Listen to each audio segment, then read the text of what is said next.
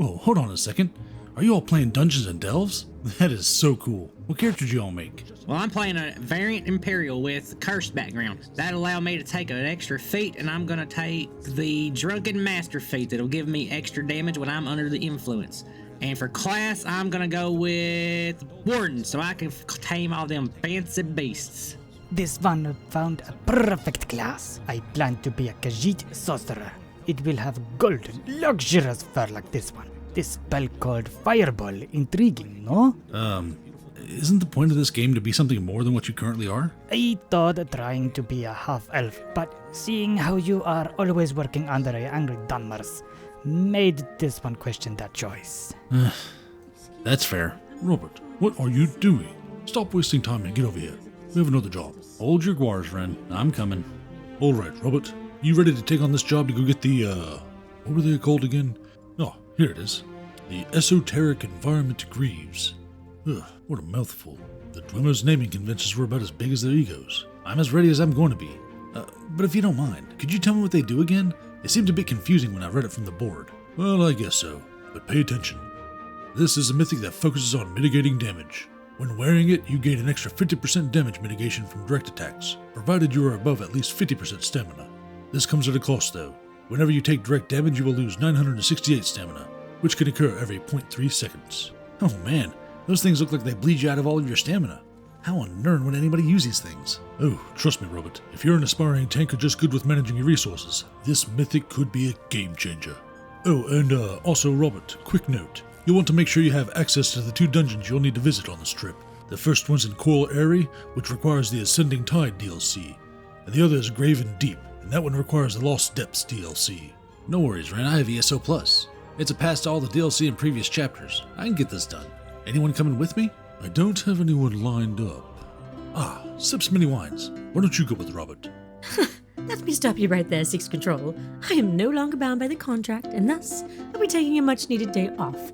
No longer working like a slave at Robert's hands. I'll be in the library reading a book, snacking on some sweet rolls, and if you need me, which you won't, you can find me there if you have a bottle of wine. Other than that, I do not exist. Goodbye. Well, you're on your own. Good luck, Robert. Oh, speaking of food, Logdotha stopped by and made her special soup, and I'm not going to miss that. Oh, Solo. This is going to be quite the trip. Oh, hello there, fellow adventurer. I'm about to head out on this job. Why not join me? But real quick, if you're just here for the info, feel free to use the timestamps we left for you in the description down below. For those who are heading out with me, we're going to go ahead and head to our first lead location, which is right over here, within the iconic zone of Ardenfell. This is where we're going to recover the lead for the biome-proof plating. We're going to find it deep inside of a deld called Nachulift, which can be found right over here on the map. When you get inside Nachulift, you're going to go ahead and go through this first part and out that back door. This will open up to the Nachulift Depths. In here, you're going to see a massive, multi-layered structure. It's being lit up by the glow of that molten flow cascading along the edge of the cave. You'll see it also has a series of bridges and ramps leading down. The boss we're looking for is naturally going to be found down at the bottom floor. It's a dwarven sphere called the Nachuthan Farhurler. Now, you could take the typical way down and navigate the ramps and such, but that takes too much time for my liking. I like to think this is one of the reasons I invested champion points inside the craft passive Breakfall, which can help with getting to the bottom of places like this. Hero landing. That's still a bit rough though. When down here, just fight this thing as many times as needed until you get the lead. You know what they say, round 38's the charm. When the Daedric Prince of RNG finally does decide to give you that lead, you're going to go ahead and stay right here in Vardenfell, as we're going to head northwest of the map over here to a public dungeon called the Forgotten Wastes.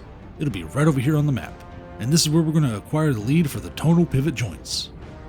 When in here, you're going to have to fight your way over to a group event boss. Here, let me show you on the map. You're going to find the boss, Mountain Caller Halloran, right over here. You'll know you're in the right place when you see rocks falling from the sky and crazy people that are associated with the 6th house. Just ascend those stairs and show them how you treat the house unmourned. The mountain weeps its fiery tears of joy for us. You should feel honored to witness it. I'd prefer to skip the speeches and get to our business. Come to me through fire and war. I welcome you. Do take note that when you finish up the group event boss, it does take about 5 minutes or so for it to reset, so just be patient with this one if you're running it multiple times. Doing this by myself is going to be a chore here in a bit. Kinda wish Rose was here with me. I wonder what she's up to. How does anyone enjoy a day off reading books? It's only been an hour and I've already read everything in the library. One Nan considers 3 pages a book. At best, that's a letter. At this rate, I could be a successful writer. I guess I'll find a quill and paper and start writing. Be the change you want to be, right? No complaining. Besides, I'm bound to be a better writer than Narcissus Dren. This next lead is going to be deep within the home of those infamous mushroom wizards, deep inside the Telvanni Peninsula. We're heading on over to a public dungeon called Gorn. If you want to find it on the map, it's right over here. This is where we're going to search for the lead for the Harvester scale plating. You'll find that this lead drops from any of the random bosses that you run into as you navigate this place. This is a rather big public dungeon, so to help expedite this search, I put together a map. Here, go ahead and take a look at this. You're going to find that the bosses are spaced out on what can be considered the four corners of this map, with the group event boss being in the middle. If I were to offer any advice to make this one easier on you, I would pick two bosses that are easy for you to navigate back and forth to, as they respawn rather quickly. Finally, I was about to go mad thinking this lead didn't drop from here, but we finally, I finally got it. This adventure isn't as fulfilling without someone to travel with. I almost miss Rose chiming in with a, "Robert, why do I have to fight the boss? Robert, you paying me back for dinner, right? I'm gonna need a glass of wine after this. Well, Robert, where are we going?" Anyway, speaking of where we're heading next, these last two leads are located in dungeons. The first dungeon we're going to visit is right over here along the sun-kissed shores of Somerset. The dungeon in question is a DLC dungeon called Coral Airy. It's located right over here on the map. This is where we're going to find the lead for the Thrash-crafted breeches. Now, this lead is a bit different than your standard fare of rushing through to get to the last boss, as this lead does not drop from that boss. Oh yeah, you're hearing me right. This lead actually drops from this dungeon's secret boss. For those who are not in the know on this, there are 3 different areas where you can fight mini-bosses to unlock the secret big bad. These side boss fights are not too wild, so as long as you don't stand in the red, you shouldn't end up dead. Now, don't worry, we've done all the footwork in finding these locations. The first one's right over here before the first boss. It's right off to the side. You'll know you're in the right area when you see a lot of Yagra littering the ground. And once you chip your way in, you're going to find the first mini-boss. The next secret mini-boss is located in an area after fighting Maliglig, the first main boss. If you look at this map, you can find the entrance right over here. It's right across from a closed door that you have to open to continue. Just take that open archway that leads into the abyss. Once you've finished parsing on this boss, you'll want to go ahead and go deeper into the dungeon. You'll keep on going until you get to an outside area with griffin cubs running about. This is the area you're going to find the last mini-boss. If you look on this map, you're going to find the doorway right over here. To get to it, you're going to have to pick this master lock to get to the entrance. When the final side boss is taken care of, just complete the dungeon like normal. After giving Valoran the business end of your weapon a couple of times, you'll want to go ahead and look in the direction you entered this area from, and step inside that portal. This is the portal that's going to take you to the secret boss of this dungeon, which is a Slode called Zabaza. From here, you know what to do. Hopefully you look out like I did and get this to drop on the first go, but if not, you'll just have to keep going till you get it. Hey, at least there's some good gear here, right? When you finally do get this lead to drop, go ahead and head on over to the last lead location, which is right over here in the Sistrus Archipelago, within the zone of High Isle and Amanos. It's in another DLC dungeon called Graven Deep. The entrance to this dungeon can be found right off the docks of Amanos Station, and this is where we're going to scourge the depths for the non-reactive Cincher. Just like the last dungeon, this lead does not drop from the final boss. This lead actually drops from the side bosses you can fight as you go through this place. Now, there are actually 2 ways to go about getting this one. For those who don't have the time or patience to run the whole dungeon, you can just fight the first side boss located on this first part of the map. If you look on the map to the left, you'll see it's located right here. Once you defeat and loot it, you can exit and reset the dungeon and try again. So for those who are just looking to grind this one out, it can save you a lot of time. But for those who like a little bit more adventure, go ahead and follow us in a little bit deeper. More specifically in this area past the first main boss. Looking on this map, you'll see it's located right here. Just simply take the right at that 4-way juncture, go through the wall, and pull the lever. You seem drawn to these secrets, like a fish enticed by bait. Wrong lever? This will be easy enough. Just go with the flow. Then we'll just stomp on this. Whoa, the one that resides here must be the cautious type. Easy enough. Go, stop, go. There we go. Now we'll just stomp here and... I take it back. This resident is not cautious. This resident evil. Under, and then over.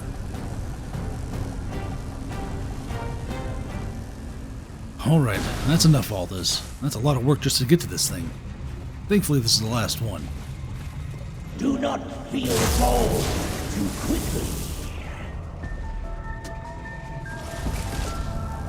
Hurry, mortal! That's some grade A bullnetch. Oh no! Oh, almost touched it. patience, stay low. Wait for a moment. Rest under here. Wait for the gate. And we're through. You know, Rose might have actually enjoyed doing this.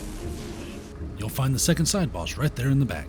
Now on to the last one, which is in the room past the second main boss. You'll know you're in the right area when you see this lever. You'll want to go up, pull it, and when you get down here, go ahead and look at the map and head on over to this area right over here. When you get close, you'll see it on the left. It has all the stalagmites and tights around the entrance. And when you get in, you'll see yet another puzzle. For this dungeon, I shouldn't find this shocking. This is a puzzle where you have to clear the path through the charged surface. From your point of view when you come in, starting from your left side going right, imagine these are ordered 1 through 6. You'll need to flip the following switches: 2, 3, 4, and 5. And this should clear a straight path to the end where you can activate the final side boss. When you finally do have this last lead, head on over to the Tavani Peninsula so you can dig them all up. And as always, when you have that last piece in hand, you'll have yet another amazing piece of gear. Alright, enough all this. I've had enough adventure for today. Now you go ahead and get out there and show everyone that you can take one for the team. And that wraps up another guide. We would like to thank you all for hanging out to the end. It really helps us out more than you know. Speaking of people who help out, we want to go ahead and take a moment to thank our YouTube channel members like Dev Zarin. Your support truly means the world to us. If you like what you saw here, feel free to drop us a like, subscribe, or maybe even leave a comment with your thoughts or suggestions.